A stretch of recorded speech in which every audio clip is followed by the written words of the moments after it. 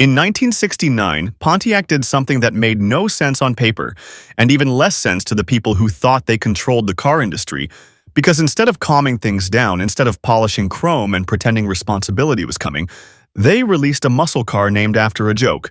A car that didn't try to sound respectable, didn't hide its intentions, and didn't care whether adults approved. And the strange part is that this wasn't an underground experiment or a side project.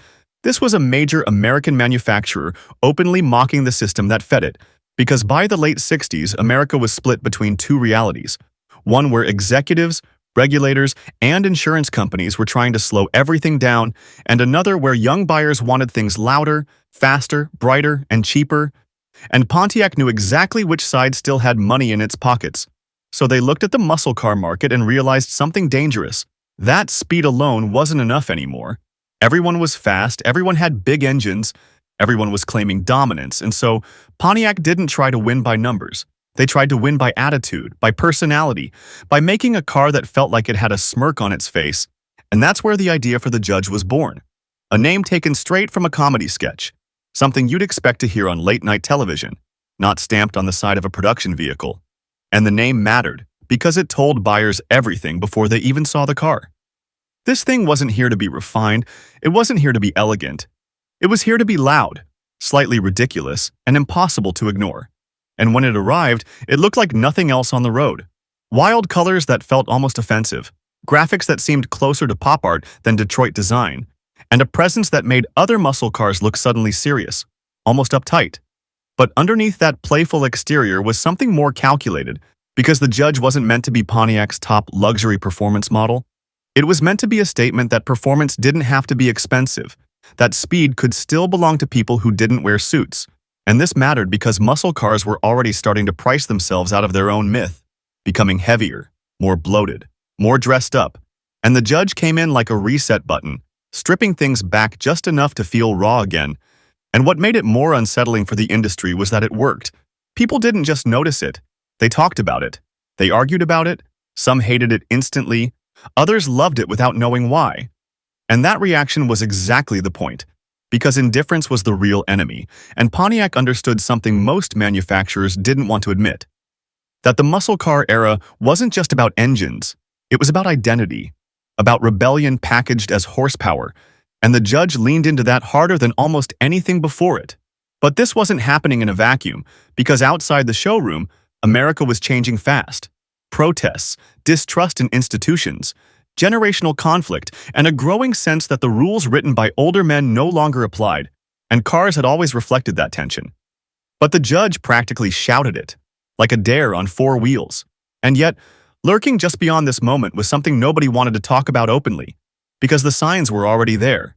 Insurance companies were tightening the screws. Emissions regulations were creeping closer, fuel prices were starting to matter in ways they hadn't before. And the carefree excess that made the Judge possible was already on borrowed time, which makes its existence feel almost accidental, like something that slipped through a crack before the door slammed shut. And that's what makes the Judge fascinating, not just as a machine, but as a moment frozen in metal and paint. A moment where Detroit briefly chose humor over caution, personality over polish, and rebellion over approval. And the unsettling question is whether Pontiac knew this was the last laugh, or whether they truly believed this kind of car could keep existing. Because once you understand what the Judge represented, you start to realize it wasn't just a model, it was a reaction, a response to pressure, and pressures were only about to get worse. What made the Judge truly dangerous wasn't just how it looked or what it was called, it was the way it exposed a quiet panic inside Detroit. Because by 1969, the muscle car world was already starting to crack. Even if nobody wanted to admit it out loud, horsepower numbers were climbing, but enthusiasm was thinning. Prices were rising. Insurance premiums were turning cars into liabilities. And suddenly owning speed wasn't just rebellious, it was expensive and risky. And the Judge stepped directly into that tension by doing something almost insulting. It refused to act grown-up, refused to dress itself as a prestige object, refused to pretend the future was going to be sensible, and instead leaned harder into excess, into color, noise, and provocation, like a teenager laughing during a serious meeting. And that laugh mattered because it reminded buyers what muscle cars were supposed to feel like before fear entered the equation, before brochures started talking about safety and responsibility, And Pontiac made sure the judge delivered more than attitude, because beneath the graphics and jokes there was real intent. This wasn't a hollow costume.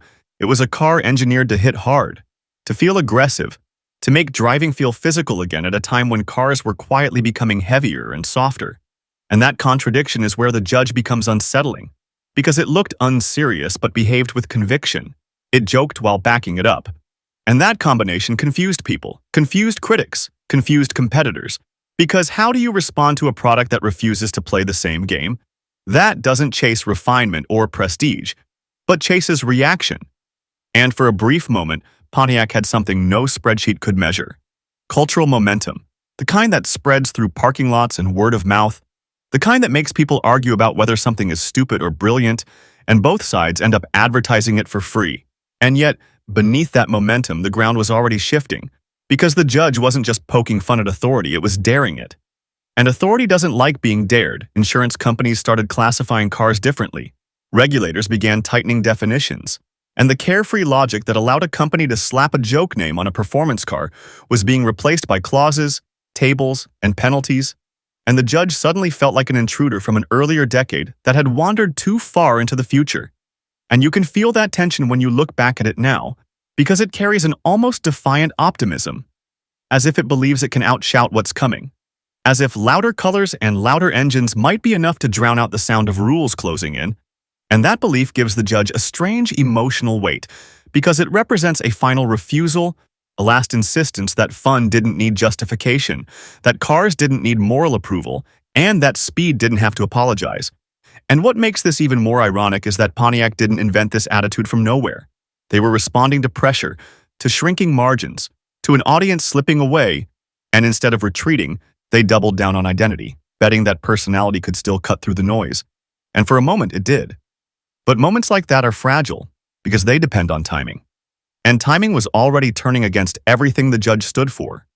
And as the industry moved forward slowly, reluctantly, the judge began to look less like a product and more like a warning, a reminder of how quickly a culture can shift from celebration to restriction and how easily something built on freedom can find itself out of place, which raises an uncomfortable thought that the judge may not have failed because it went too far, but because it arrived just as the world decided it had gone far enough.